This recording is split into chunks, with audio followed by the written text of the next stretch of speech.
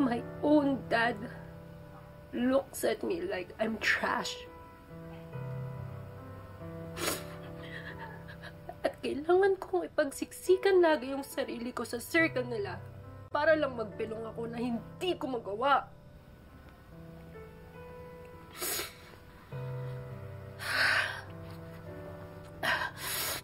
Pero look at the kid. Look at her. Pareho na kami, oh.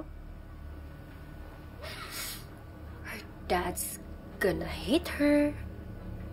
People are gonna dislike her. She's gonna feel my pain. Kaya wala na siyang karapatan na magmalaki sa akin.